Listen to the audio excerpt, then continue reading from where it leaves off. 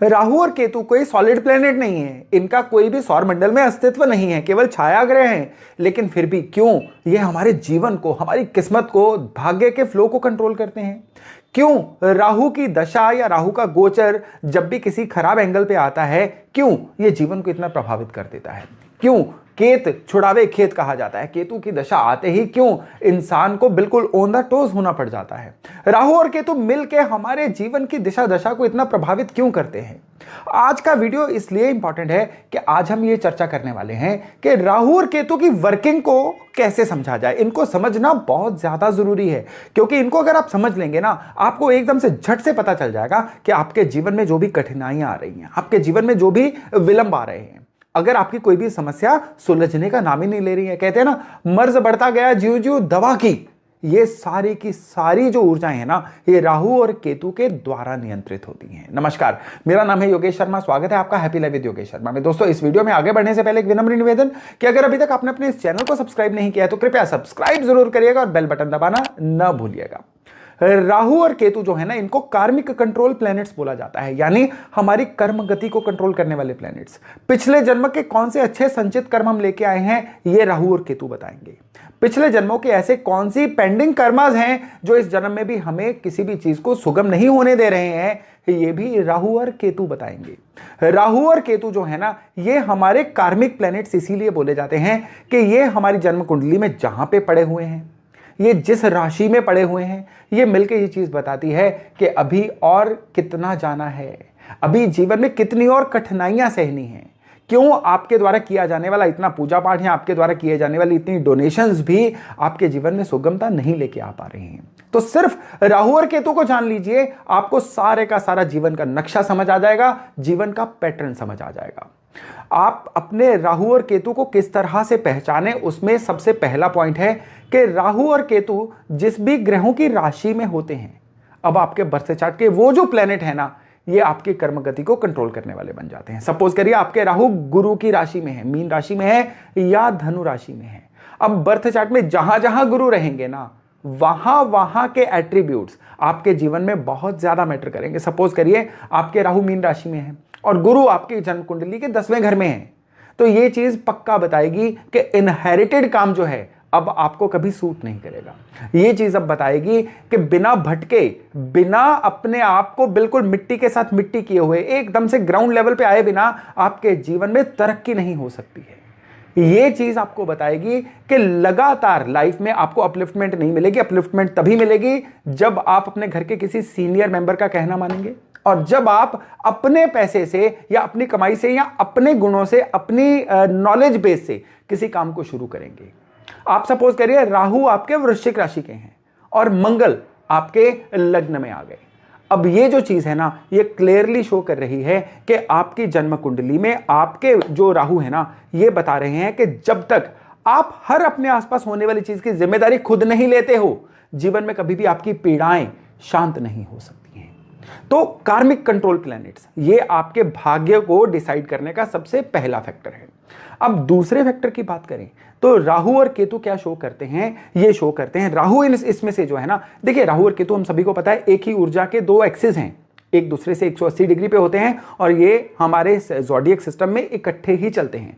18 महीने तक एक राशि में रहते हैं, 1.5 साल तक, और उसके बाद अपना राशि परिवर्तन करते हैं। राहु जन्म कुंडली में है लेने के कारक। राहु जिनके हावी होते हैं ना, उनके जीवन में यह सोच बहुत ज्यादा बन सकती है कि सामने वाले से क्या ले लिया जाए, इससे कैसे मैं अपनी चीज ले लूं, उसकी चीज भी कैसे ले लूं, ये खराब राहु बताते हैं। यानी जिनके राहु बहुत खराब है ना, ये हमेशा झपटने में, छीनने में, लेने में यकीन रखते हैं। मैं हर जगह पे इस चीज को एस्टेब्लिश करते हैं। आप अपने आसपास देखिए, कई ऐसे लोग आपको मिल जाएंगे जो हमेशा चीजों को झपटने में, लपकने के लिए तैयार रहते हैं। वो शादी ब्याह से लेके जीवन के बड़े पहलुओं तक हर चीज में अपना अधिकार जमाना या अपने आप को पहले रखना, थोड़े ज्यादा स्वार्थी हो जाना, ये चीज जिनको बहुत ज्यादा हो जाती है ना, ये समझ जाइएगा कि अब ये जो राहु है ना, ये इनके बहुत ज्यादा हावी हो रखे हैं और ये एक निशानी बन जाती है उनके जीवन में बहुत ज्यादा बड़ी ब्लॉकेजेस की। और ये जो चीज है ना, ये उनको सोसाइटी में तो अनपॉपुलर करती ही है, आने वाले समय में उनके लिए शारीरिक से लेके फाइनेंशियल तक बहुत सारी दिक्कतें क्रिएट कर देती है। और रही बात केतु की, केतु देने के कारक है। केतु बहुत बिना बात के लेट गो कर देते हैं। कई लोग आपने अपने ऐसे देखे होंगे जो अपना हक भी छोड़ देते हैं, जो कभी अपना हक मांगते भी नहीं है। उनको झिझक आती है, कोई भी चीज अपनी पेमेंट मांगते हुए झिझक आती है उन लोगों को। ये केतु के खराब होने की निशानी है। जो चीज आपका हक है, जो चीज जेन्युइनली आपने लेनी है, वो तो आप बड़ी शान से ले सकते हैं, कह भी सकते हैं। ये लोग निगोशिएट नहीं कर सकते, हर चीज को जाने देते हैं। ये चीज जो है ये लोग शेयर करके, लेट गो करके, दे के बहुत खुश होते हैं। ये भी केतु के एक किस्म से कमजोर होने की या खराब होने की निशानी होती है। राहु जब आपकी कुंडली में बिगड़ जाएंगे तो ये आपके जीवन में होने वाले घटनाक्रम को अचानक से लेके आएंगे। राहु आपका एब्रप्ट बिहेवियर है। एकदम से कोई बहुत इंपल्सिव होकर कोई बड़े पैसा खर्च कहीं पे कर दिया, कहीं पे बहुत सारा पैसा इन्वेस्ट कर दिया, एकदम से इजी मनी की तरफ आपकी ललक हो गई, ये राहु करवाते हैं। और जब केतु होते हैं ना, सब कुछ छोड़ छाड़ के इंसान कोई और काम कर लेता है, या काम छोड़ के एकदम से अध्यात्म में आ जाता है। केतु बहुत ज्यादा खराब हो जाते हैं, या गुरु के साथ किसी तरह से उनका बहुत ज्यादा बुरी तरह से कोई एंगल से संगम हो जाता है ना, तो अब ये लोग क्या करते हैं, बहुत सारा समय जो है पूजा पाठ में बिताते रहते हैं। इनको एक अज्ञात चमत्कार की आशा होती है कि मैं बहुत सारा पूजा पाठ करूंगा तो मेरे साथ कुछ बहुत अच्छा हो जाएगा, और अगर ये नहीं करूंगा तो मुझे सजा मिलेगी या मेरे साथ कुछ बुरा हो जाएगा। ये केतु के खराब होने की बहुत बड़ी निशानी होती है। घर में जब राहु और केतु खराब होते हैं, राहु खराब होने पे क्या करते हैं, घर की छतें कमजोर होनी शुरू हो जाती हैं। घर के छतें जो हैं उसके ऊपर बहुत सारी गंदगी, कबाड़ जमा होना शुरू हो जाता है। राहु खराब होने पे आपके घर के अंदर कलेश का वातावरण होता है। आपके घर के वास्तु में जब राहु खराब होंगे ना, तो सबसे पहले घर के अंदर आपसी समन्वय की कमी होगी। दूसरे, उस घर की जो स्त्रियां हैं वो आपस में कलह करेंगी या बीमार रहना शुरू कर देंगी। राहु के खराब होने पे क्या होता है, उस घर के अंदर जाते ही ना आपको एक अजीब सा सीलन का या घुटन का वातावरण महसूस होगा। राहु सबसे ज्यादा उन घरों के खराब होते हैं जिनके घर जो है वो मॉडर्न सिस्टम के अनुसार उनकी चार दीवारी जो है बराबर नहीं होती है। ये किस एंगल से चार दीवारी खराब है, ये उस राहु के खराब होने का एक सबसे बड़ा पॉइंट बन जाते हैं।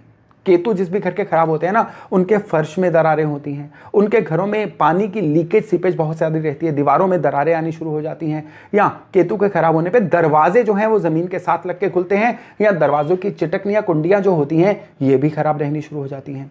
केतु खराब होने का घर में सबसे बड़ा क्या निशानी क्या हो जाती है कि केतु के खराब होने पे ना घर के जो हेड ऑफ द फैमिली है ना, वो अपनी जिम्मेदारी नहीं समझते हैं, अपने प्लेजर में या अपनी ही किसी धुन में चलते रहते हैं, और जो भी उनके घर में जिम्मेदारियां होती हैं ना वो उसको इग्नोर करते रहते हैं। ये केतु के खराब होने की बहुत बड़ी निशानी होती है। यानी कि जिस भी घर के हेड ऑफ द फैमिली जो है वो अपनी जिम्मेदारियों से भागें, उस घर के केतु को सही करवाना जरूरी होता है, नहीं तो ये चीज जो है बिना बर्थ चार्ट देखे भी आप बता सकते हैं कि बढ़ती ही चली जाएगी। अब राहु और केतु जो है ना, इनके राशि लॉर्ड जिन भी राशियों में बैठे हुए हैं ना, आप उन ग्रहों को सही रखिए। जिस भी ग्रह राशि में राहु और केतु बैठे होंगे ना, उनके ग्रहों को कभी अपने बर्थ चार्ट में खराब मत होने दीजिए। आप उन ग्रहों को सही कर लेंगे, राहु और केतु अपने आप सही हो जाएंगे। राहु और केतु को सही करने की एक जबरदस्त टेक्निक आपको दे रहा हूं। सबसे पहले तो आपके घर के अंदर कभी भी धुआं किचन के थ्रू, धूप के थ्रू, किसी भी चीज के थ्रू इकट्ठा नहीं होना चाहिए। घर में जब भी धुआं हो, प्रॉपर चिमनीज या वेंटिलेशन के थ्रू वो सर्कुलेट होता रहे, इससे राहु खराब नहीं होते हैं। राहु दूसरे तरीके से कैसे खराब नहीं होते हैं, जब आप अपने स्वभाव में निर्मलता लाके रखते हैं। एकदम से तेज रिएक्शन दे देना जो है ये आपके राहु को खराब करता है, उस जगह के राहु को भी खराब करता है जिस जगह पे आप रह रहे हैं। और केतु को खराब होने से बचाने के लिए लेट गो तो बढ़ाइए, किसी भी चीज को बिल्कुल चबाते मत रहिए, लेकिन जहां पे आपका हक है उस चीज को बड़े डिग्निफाइड तरीके से पेश भी करिए, मांगिए भी। किसी भी चीज को मांगने से झिझकना ये भी आपके केतु को खराब करता है। केतु जब खराब होता है ना, पुत्र संतान पे भी कष्ट आता है, या खराब केतु वालों के पुत्र संतान होती भी नहीं है। इसलिए राहु और केतु के जो एट्रीब्यूट्स हैं ना, ये आपके जीवन में आपके कर्मास को और आपकी किस्मत को बहुत ज्यादा प्रभावित करते हैं। आपकी जन्म कुंडली में राहु और केतु कहां है, इसको देख के इसको बैलेंस करना, इसकी डोनेशंस करना या इसको व्यवस्थित रखना बहुत ज्यादा जरूरी है। मैं आशा करता हूं कि आप राहु और केतु की इस जानकारी से लाभ लेके अपने बर्थ चार्ट को भी बैलेंस करेंगे और आने वाले जीवन को भी संवारेंगे। तो आज का वीडियो था यहीं तक, बहुत जल्द मिलते हैं नए टॉपिक नए विषय के साथ। तब तक अपना खूब ध्यान रखिएगा। नमस्ते।